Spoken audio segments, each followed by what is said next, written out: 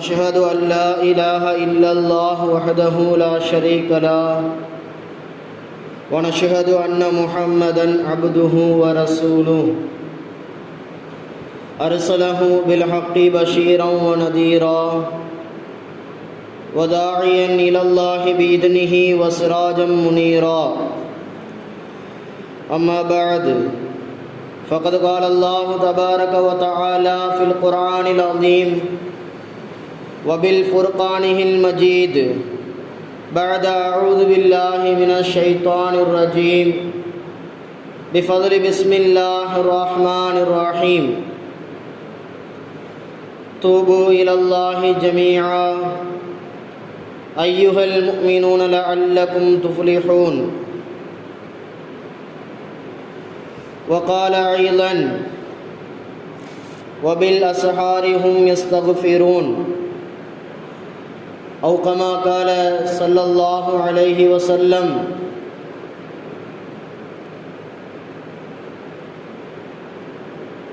صدق الله العظيم وصدق رسوله النبي الكريم ونحن على ذلك من الشاهدين والشاكرين. وقال رسول الله صلى الله عليه وسلم إنما الأعمال بالنيات وإنما لكل امرئ ما نوى. وقال صلى الله عليه وسلم كل بني آدم خطاعون وخير خطاعين التوابون أو كما قال صلى الله عليه وسلم. எல்லா புகழும் புகழ்ச்சியும் நம்ம எல்லா முஸ்லிம்களாக முஃமினாக படைத்து மேலும் கண்மணி நாயகம் ரசூலுல்லாஹி ஸல்லல்லாஹு அலைஹி வஸல்லம் அன்னவர்களின் உம்மத்திலே ஒரு அங்கத்தினராக ஒருவராக ஆக்கினானே, அப்படிப்பட்ட அல்லாஹ்விற்கு அனைத்து புகழும் உண்டாகட்டுமாக. அல்ஹம்துலில்லாஹ் அல்ஹம்துலில்லாஹ். அவனுடைய சாந்தியும் சமாதானமும் அளவற்ற கருணையும் கிருபையும் எம்பெருமானார் முஹம்மது முஸ்தபா ரசூலை கரீம் முஜ்தபா ஸல்லல்லாஹு அலைஹி வஸல்லம் அன்னவர்களின் மீதும் அன்னவர்களின் வாழ்க்கையை அடைபெறலாமல் அப்படியே பின்பற்றி வாழ்ந்த உத்தம சத்திய சஹாபாக்கள், தாபிஈன்கள், தபா தாபிஈன்கள், வலிமார்கள், இறைநேச செல்வர்கள், சாலிஹான நல்லடியார்கள், குறிப்பாக இந்த அவையிலே வந்து அமர்ந்திருக்கின்ற நம் அனைவர்களின் மீதும் இன்னும் வர இருக்கின்ற ஊரார்கள், ஜமாத்தினர்கள் அனைவர்களின் மீதும் அல்லாஹ்வினுடைய சாந்தியும் சமாதானமும் அளவற்ற கருணையும் கிருபையும் என்றென்றும் நின்று நடவட்டுமாக. ஆமீன் ஆமீன் யா ரப்பல் ஆலமீன். அன்பிற்கினிய அல்லாஹ்வின் நல்லடியார்களே, நாமெல்லாம் அல்லாஹ்வை வணங்கி வழிபடுவதற்காக அவனுக்கு பிடித்தமான ஒரு இடத்திலே அவனுடைய இல்லத்திலே ஒன்று கூடியிருக்கின்றோம். அல்ஹம்துலில்லாஹ். இதுபோல் எல்லா நாட்களும் அவனை வணங்கி வழிபடுகின்ற நல்லடியார்களாகவும் அவன் எதையெல்லாம் செய்யும்படி நமக்கு ஏவிருக்கின்றானோ அனைத்து விதமான நற்காரியங்களை செய்கின்ற நல்லவர்களாகவும் அவன் எதையெல்லாம் விட்டும் நம்மை தவிர்ந்திருக்கும்படி ஏவிருக்கின்றானோ அனைத்து விதமான தீய காரியங்களிலிருந்தும் ஹராமான காரியங்களிலிருந்தும் தவிர்ந்தவர்களாகவும் இருக்குகின்ற பாக்கியத்தை வல்ல ரஹ்மான் உங்களுக்கும் எனக்கும் அருள் புரிவானாக. ஆமீன் ஆமீன் யா ரப்பல் ஆலமீன். அன்பிற்கினிய அல்லாஹ்வின் நல்லடியார்களே, அல்லாஹு தஆலா மனிதனை படைத்து அவனுடைய வாழ்க்கையிலே சோதனைகளையும் சில கஷ்டங்களையும் அல்லாஹு தஆலா அவ்வப்போது தந்து கொண்டிருக்கின்றான். காரணம், மனிதன் எக்காலத்திலேயும் அல்லாஹ்வை மறந்துவிடக்கூடாது என்பதற்காக அவனுடைய பாவத்திற்கு பரிகாரமாகவும் அல்லாஹு தஆலா சோதனைகளை தருவதும் அந்த சோதனைகளுக்கான வழிகளை தருவதும் அல்லாஹ்வினுடைய நீதியாக இருந்து கொண்டிருக்கின்றது. அன்பிற்கினிய அல்லாஹ்வின் நல்லடியார்களே, சமீப காலத்திலே நாம் அதிகமான இழப்புகளை எல்லாம் சந்தித்து வருகின்றோம். ஏராளமான இழப்புகளை குறித்தான செய்திகளை நாம் கேட்டு வருகின்றோம். அதே போன்று நம்முடைய சொந்த வாழ்க்கையிலே நிறைய கஷ்டங்களை நாம் அனுபவிப்பதும் அந்த சோதனைகளுக்கான தீர்வுகளை தேடி ஆராய்வதும் நம்முடைய வளமையாக மாறிக்கொண்டே இருக்குகின்றது. ஆனால் அல்லாஹ் சோதனையை எதற்காக தருகின்றான்? இந்த சோதனைகளும் நெருக்கமான காலகட்டங்களும் எதனை நமக்கு அறிவுறுத்துகின்றது என்பதை குறித்தான சிந்தனைகள் உலகளாவிய விஷயத்திலே நாம் யோசிக்கின்றோமே தவிர மார்க்கம் அதற்கான தீர்வுகளை என்ன சொல்லித் தருகின்றது என்பதை குறித்து நாம் சிந்திப்பதிலே கொஞ்சம் தவறிழைத்து கொண்டே இருக்குகின்றோம். அல்லாஹ் தன்னுடைய திருமறையிலே அழகாக சொல்லுவான், லஹரல் ஃபஸாத ஃபில் பர்ரி வல் பஹர் பிமா கஸபத் ஐதியன் நாஸ். பூமியை கொண்டும் வானங்களை கொண்டும் கடல்களை கொண்டும் உங்களை பிடிப்பது பிமா கஸபத் ஐதியன் நாஸ், மக்களை நீங்கள் உங்களுடைய கைகளை கொண்டு செய்து கொண்ட சம்பாதித்து கொண்ட தவறின் காரணமாகத்தான் என்பதாக அல்லாஹ் சொல்லி காட்டுவான். அன்பிற்கினிய அல்லாஹுவின் நல்லடியார்களே, நமக்கு ஒரு சோதனைகள் வருகின்றது என்று சொன்னால் அது குடும்பம் ரீதியாக, ஊர் ரீதியாக, சமூகம் ரீதியாக எப்படி ஒரு சோதனையை நாம் அனுபவித்தாலும் அந்த சோதனைகளுக்கான தீர்வுகளை நாம் யோசிக்கின்ற பொழுது அறிவியல் ரீதியாக பல காரணங்களை சொல்லுகின்றார்கள். குடும்பம் ரீதியாக நாம் நிறைய காரணங்களை யோசிக்கின்றோம். ஆனால் இதுவெல்லாம் நம்மை சார்ந்ததாக இருக்குகின்றது. அறிவியல் சார்ந்த காரணங்கள் ஒரு படைக்கப்பட்ட மனிதன் சொல்லுகின்றதாக இருக்குகின்றது. நாம் நம்முடைய பிரச்சனைகளுக்கு சொல்லுகின்ற காரணங்கள் நாம் சொல்லுகின்ற காரணங்களாக இருக்குகின்றது. ஆனால் நம்மை படைத்த ரப்புல் ஆலமீன் சோதனைகள் எதற்காக என்று சொல்லுகின்ற பொழுது நாம் செய்கின்ற பாவம்தான் அதற்கான முக்கிய காரணமாக இருக்குகின்றது என்பதை அழகாக அல்லாஹ் தஆலா தெளிவுறுத்துகின்றான். அன்பிற்கினிய அல்லாஹ்வின் நல்லடியார்களே, ஒரு மனிதன் தன்னுடைய வாழ்க்கையிலே சோதனைகளை அனுபவிக்காமல் எந்த ஒரு காலகட்டத்திலும் வாழ்ந்திட முடியாது. ஒருவேளை ஒருவன் பாவமே இழைக்காதவனாக இருந்தாலும் கூட அவனுக்கும் அல்லாஹ் தஆலா சோதனைகளை கொடுப்பான். காரணம், அவனுடைய ஈமானை பரிசோதனை செய்வதற்காக. எப்படி நபிமார்களுக்கெல்லாம் சோதனையை அல்லாஹ் கொடுத்தானோ அது போன்று மனிதர்களுக்கும் அல்லாஹ் தஆலா கொடுப்பான். ஒரு பாவமே நிகழ்த்தாத மனிதனாக இருந்தாலும் அவனுக்கும் சோதனைகள் என்பது உண்டு. இது மார்க்கம் நமக்கு சொல்லித் தருகின்ற அழகான செய்தி என்பதுகளே. ஒவ்வொரு மனிதனுக்கும் ஏதாவது ஒரு காலகட்டத்திலே அல்லாஹ் தஆலா சோதனைகளை தந்து கொண்டே தான் இருப்பான். ஆனால் அந்த சோதனைகளை கையாளுபவர்கள் எந்த ரீதியிலே அவர்கள் கையாள வேண்டும் என்பதிலே நாம் கொஞ்சம் சிந்தித்து பார்க்க வேண்டும்.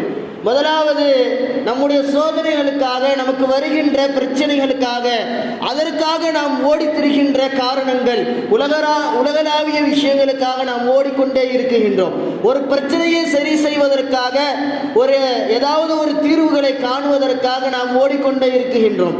ஆனால் அந்த ஓட்டங்களை கொஞ்சம் மார்க்கம் என்ன சொல்லித் தருகின்றது, இந்த மார்க்கம் சொல்லித் தருகின்ற ரீதியிலே நாம் கையாளுவோமே ஆனால் அடுத்த வருகின்ற சோதனையை நாம் தடுத்துவிட முடியும் என்பர்களே. அதனால்தான் அருமை நாயகம் ஸல்லல்லாஹு அலைஹி வஸல்லம் அவர்கள் அல்லாஹ் தஆலா திருமறையிலே சொல்லுவதை போன்று உங்களுடைய சோதனைகள் வருவதற்கான காரணம் உங்களுடைய பாவங்கள் என்பதாக அல்லாஹ் தஆலா சொல்லி காட்டுகின்றான். நாம் நம்முடைய பாவத்தை குறைப்போமேயானால் நம்முடைய சோதனைகள் குறைந்து கொண்டே இருக்கும். நாம் எப்பொழுது நம்முடைய பாவத்திலே ஒரு கட்டுக்கோப்பை கொண்டு வருகின்றோமோ, நம்முடைய பாவ மன்னிப்பிற்காக நாம் அல்லாஹ்விடத்தில் இறைஞ்சுகின்றோமோ, நாம் எப்பொழுது இஸ்திக்ஃபாரை செய்ய ஆரம்பிக்கின்றோமோ அப்பொழுது நம்முடைய வாழ்க்கையிலே சோதனைகள் என்பது நம்முடைய வாழ்க்கையை விட்டு அகன்று கொண்டே இருக்கும். நம்முடைய வாழ்க்கையை விட்டு சோதனைகள் நீங்கிக் கொண்டே இருக்கும். அதை நாம் விட்டுவிட்டு பாவத்தின் பால் நாம் இருந்து கொண்டு அதற்கான சோதனைகளுக்கான தீர்வுகளை நாம் எப்படி கையாண்டாலும் அடுத்து ஒரு சோதனைகளை நாம் அனுபவிப்போமே தவிர சோதனை இல்லாத மனிதனாக யாரும் வாழ்ந்துவிட முடியாது நண்பர்கள். இன்றைக்கு அல்லாஹ்வின் நல்லடியார்களே, அல்லாஹ் தன்னுடைய திருமறையிலே பாவ மன்னிப்பை குறித்து நிறைய இடங்களிலே அழகாக பேசுவான். நாம் நம்முடைய பாவத்திற்கான மன்னிப்பை ரப்பிடத்திலே முதலாவது முன்வைக்க வேண்டும். அதுதான் ஒரு மனிதனுக்கு ஆக சிறந்ததாக இருக்குகின்றது. அருமை நாயகம் ஸல்லல்லாஹு அலைஹி வஸல்லம் அவர்கள் மனிதர்களில் சிறந்த மனிதர் யார் என்பதை குறித்து சொல்லுகின்ற பொழுது அழகாக சொல்லுவார்கள், குல்லு பனி ஆதம ஹத்தாஊன் வ கைரு ஹத்தாஈன அத்தவ்வாபூன. ஆதமுடைய மனிதர்கள் ஒவ்வொருவர்களும் பாவம் செய்பவர்களாக இருக்குகின்றார்கள். அந்த மனிதர்களிலே, பாவம் செய்கின்ற மனிதர்களிலே யார் சிறந்தவர் என்று அருமை நாயகம் சொல்லுகின்ற பொழுது வகைரு ஹத்தாஈன அத்தவ்வாபூன், யார் தங்களுடைய பாவத்திற்காக வேண்டி ரப்பிடத்திலே கையேந்துகின்றாரோ, இறைஞ்சுகின்றாரோ, பாவ மன்னிப்பை கேட்கின்றாரோ அவர்தான் மனிதர்களிலே சிறந்த மனிதர் என்பதாக அருமை நாயகம் ஸல்லல்லாஹு அலைஹி வஸல்லம் அவர்கள் அழகாக சொல்லுவார்கள். இவருக்கு அல்லாஹ்வின் நல்லடியார்களே, நம்முடைய வாழ்க்கையிலே நாம் அதிகமான பாவங்களை சேகரித்துக் கொண்டே இருக்கின்றோம். தெரிந்தும் செய்கின்றோம், தெரியாமலும் செய்கின்றோம். தெரியாமல் பல பாவங்கள் நிகழ்கின்றது, தெரிந்து சில சிறு பாவங்களை கூட செய்வது உண்டு. இன்றைய காலகட்டத்திலே பாவம் செய்பவர்கள், சிறு பாவம் செய்பவர்கள் கூட அந்த பாவங்களை ஒரு பாவமாக கருதுவதில்லை. நாம் செய்தது ஒரு பாவம் என்பதாக அந்த உணர்ச்சி, அந்த உணர்வு என்பது கூட இன்றைய மனிதர்களுக்கு, அதிகமானவர்களுக்கு இல்லாது போய்விட்டது.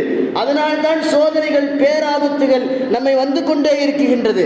அல்லாஹ் தன்னுடைய திருமறையிலே அழகாக சொல்லுவான், ஒரு சமூகத்தை அல்லாஹ் எதற்காக பிடிக்குகின்றான் என்பதை குறித்து அல்லாஹ் சொல்லுகின்ற பொழுது அழகாக சொல்லுவான், ஃபலா அகதுனா குல்லன் அகதுனா பிதன்பிஹி فمنهم من أرسلنا عليه حاسبا ومنهم من أخذته الصيحة ومنهم من خسفنا به الأرض என்பதாக அல்லாஹ் தஆலா அழகாக சொல்லுவான்.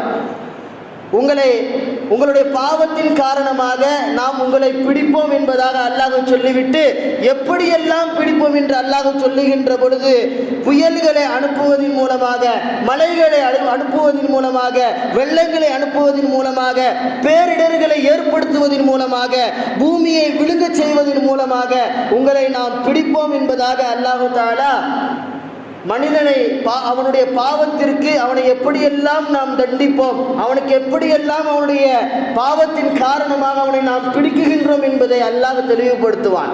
விற்கனே அல்லாஹ்வின் நல்லடியார்களே, இன்று நாம் நிறைய செய்திகளை, பேரிடர்களை கேள்விப்படுகின்றோம். காரணம் என்ன? நாம் எங்காவது ஒருவர் பாவம் செய்து கொண்டே இருப்பது, தன்னுடைய பாவத்தை விளங்காமல், நான் செய்வது பாவம் என்று அறியாமல், அதற்கான ஒரு பாவ மன்னிப்பு கூட ரப்பிடத்திலே கேட்காமல், சக மனிதரிடத்திலே கேட்காமல் வாழ்ந்து வருவது, ஒரு பாவத்தை பாவமாக நினைக்காமல் பாவத்தை அதிகமாக செய்வது, ரப்பிடத்திலே அது ரப்பினுடைய கோபத்தை அதிகமாக்கி அல்லாஹ் அந்த சமூகத்தை பிடிப்பதற்கு ஒரு முக்கிய காரணமாக ஆகிவிடுகின்றது. நான் அடிக்கடி சொல்வதுண்டு, யூனுஸ் அலைஹிஸ்ஸலாம் அவருடைய காலகட்டத்திலே அழகாக யூனுஸ் அலைஹிஸ்ஸலாம் அவருடைய அல்லாஹ் தஆலா ஒரு சமூகத்திற்கு இஸ்லாத்தை எத்தி வைப்பதற்காக அனுப்புவான். யூனுஸ் அலைஹிஸ்ஸலாம் அவர்கள் அந்த சமூகத்திலே தங்களுடைய ரப்பை குறித்தான இஸ்லாத்தினுடைய விஷயங்களை சொல்லுவதற்காக செல்லுவார்கள்.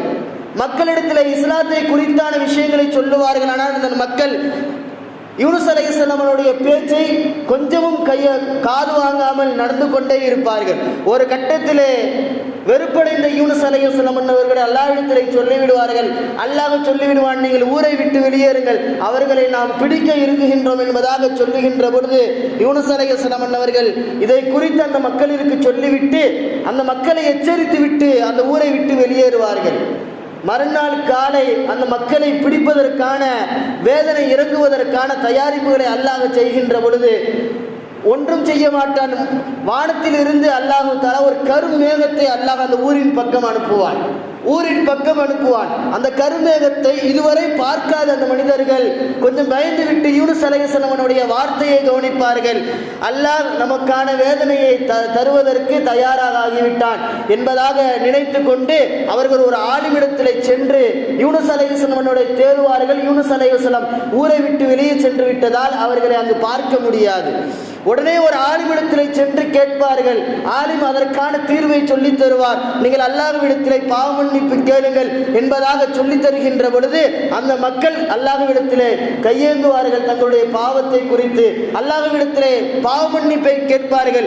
அவர்கள் கேட்ட அந்த பொழுது அவர்களுக்கு வந்த அந்த சோதனை நீங்கிவிடும். அல்லாஹ் இதனை திருமறையிலே அழகாக பதிவு செய்கின்றான். அன்பிற்கினிய அல்லாஹ்வின் நல்லடியார்களே, நாம் பாவத்தை நினைத்து நாம் ஒரு காலம் உருகாத பொழுது, அல்லாஹ்விடத்திலே கையேந்தாத பொழுது, நம்மை சுற்றி ஏதாவது ஒரு பிரச்சனைகள், நம்மை சுற்றி ஏதாவது ஒரு சோதனைகளை அல்லாஹ் அந்த பாவத்திற்கு தண்டனையாக நமக்கு அல்லாஹ் தஆலா தந்து கொண்டே இருப்பான். அன்பிற்கினிய அல்லாஹ்வின் நல்லடியார்களே, அருமை நாயகம் ஸல்லல்லாஹு அலைஹி வஸல்லம் அவர்கள் எந்த ஒரு பாவமும் செய்யாதவர்கள், நமக்கெல்லாம் தெரிந்த விஷயம். ஆனால் நாயகம் ஸல்லல்லாஹு அலைஹி வஸல்லம் அவர்கள் அழகாக சொல்லி தருகின்றார்கள். யா அய்யுஹன் நாஸ், மக்களே, நீங்கள் அல்லாஹ்விடத்திலே தூபு இலல்லாஹ், அல்லாஹ்வின் பக்கம் நீங்கள் பாவ மன்னிப்பை கேளுங்கள். இன்னி நிச்சயமாக நான் அல்லாஹ்விடத்திலே பாவ மன்னிப்பு தேடுகின்றேன். ஃபில் யௌமி இலைஹி மிஅத மர்ரா, ஒரு நாளைக்கு 100 முறை நான் அல்லாஹ்விடத்திலே பாவ மன்னிப்பு தேடுகின்றேன் என்பதாக அருமை நாயகம் ஸல்லல்லாஹு அலைஹி வஸல்லம் அவர்கள் தங்களுடைய வாய்மொழியாக சொல்லுகின்றார் என்று சொன்னால், அதனை தன்னுடைய வாழ்க்கையிலே ஒவ்வொரு நாளும் அருமை நாயகம் 100 முறை இஸ்திக்பார்கள் செய்திருக்கின்றார் என்று சொன்னால் நாம் கொஞ்சம் சிந்திக்க வேண்டும். பாவமே அறியாத பெருமானார் ஒரு நாளைக்கு 100 முறை என்று சொன்னால், சர்வசாதாரணமாக சிறுபாவங்களை செய்து கொண்டு அதுவெல்லாம் பாவமா என்று எண்ணுகின்ற நாம், அதையெல்லாம் பாவம் இல்லை என்பதாக சொல்லுகின்ற நாம் கொஞ்சம் சிந்தித்து பார்க்க வேண்டும். நம்முடைய வாழ்க்கையிலே பாவ மன்னிப்பு என்பது எந்த அளவிற்கு அவசியமானதாக இருக்குகின்றது என்பதை.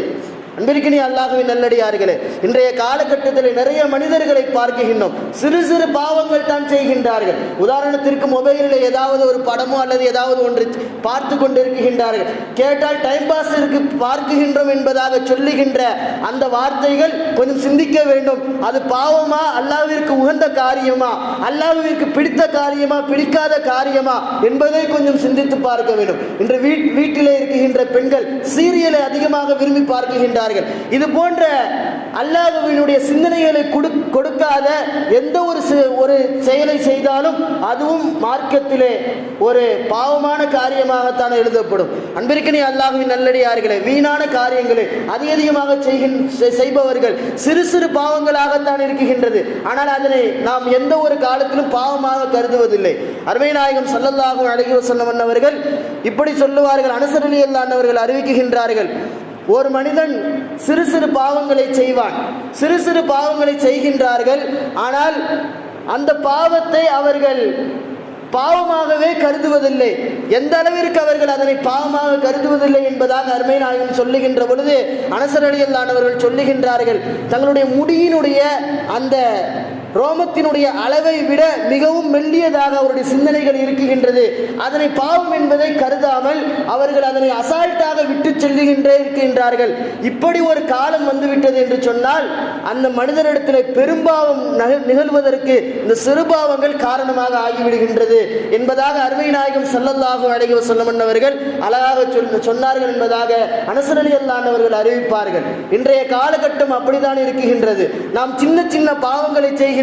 ஆனால் அந்த சின்ன பாவங்களை பாவமாக கருதாததின் காரணமாக பெரும்பாவங்கள் நம்மிடத்திலே நிகழ்வதற்கு இந்த சிறுபாவங்கள் காரணமாக ஆகிவிடுகின்றது. இந்த சிறுபாவங்கள் ஒரு காரணமாக ஆகிவிடுகின்றது. கசாலி ரஹ்மத்துல்லாஹி அலைஹி அவர்கள் இந்த ஹதீஸிற்கு அழகாக உதாரணம் சொல்லுவார்கள். சொல்லி நான் என்னுடைய உரையை முடிக்குகின்றேன்.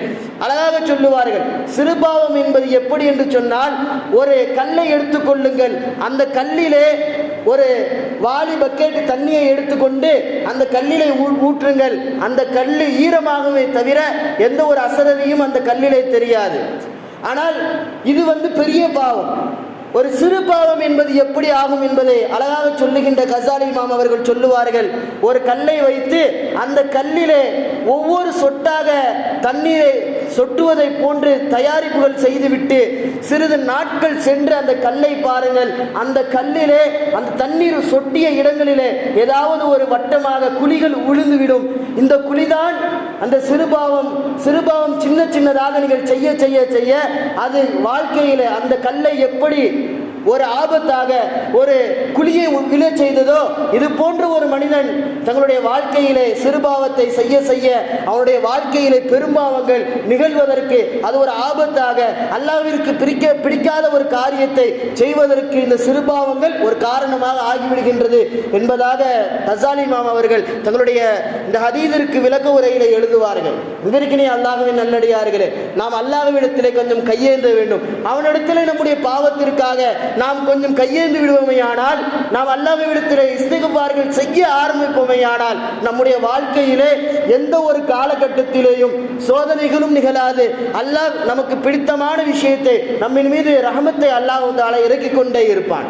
அன்பிற்கினே அல்லாஹ்வின் நல்லடியார்களே, அல்லாஹ்விடத்திலே பாவ மன்னிப்பு கேட்கின்ற நல்லடியார்களாக வல்ல ரஹ்மான் உங்களையும் என்னையும் ஆக்கி அருள் புரிவானாக.